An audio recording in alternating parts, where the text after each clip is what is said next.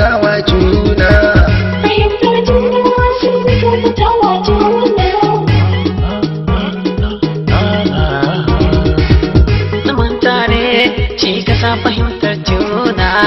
Fahimtar juna ta sa ganin mutuncin juna.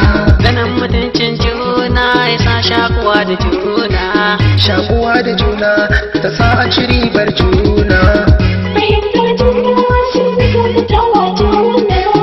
Fahimtar juna sai mu kyautatawa juna. Sarki Alalehu ne shawara nake so kun gaba. Kaga ka girme ni ai sai dai na kira ka yayana. Alfaza zai farko ka sanya tsoron Allah a cikin lamarinka, kai biyayya ga iyaye, ka rike addini, ka rike gaskiya da amana. Ko iya wannan kai to Allah shine zai kare ka. Ka ji sako na. Fahimtar juna sai mu kyautatawa juna. Fahimtar juna sai mu kyautatawa juna.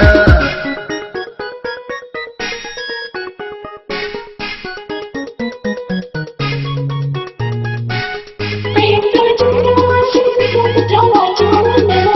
Fahimtar juna sai mu kyautatawa juna. Sarki Alalehu na so ni zan yi tambaya gunka. Alfaza zai faɗi ni kuma ai zani baka amsar ta. Wasu na ji suna cewa wai da girman kai gunka. Alfaza zinawa ai rashin fahimta ne, ai ni ma ɗaɗam ne, kuma na san girman kai ga mai hankali ai illa ne. Wanda duk kaji ya ce ya fi suwa ne to an da gigi ne, kunci jahilci ne. Fahimtar juna sai mu kyautatawa juna.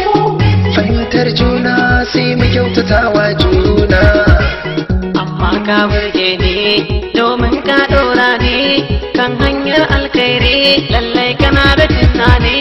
Sarkin Alinu sannu, baban Amira, baban Amadu, angon Maimuna, baban Jarumi, mai ilimi, mai gida ne kai amma na.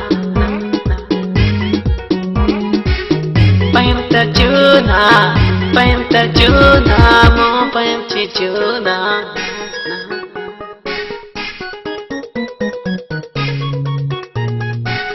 Fahimtar juna sai mu kyautatawa juna.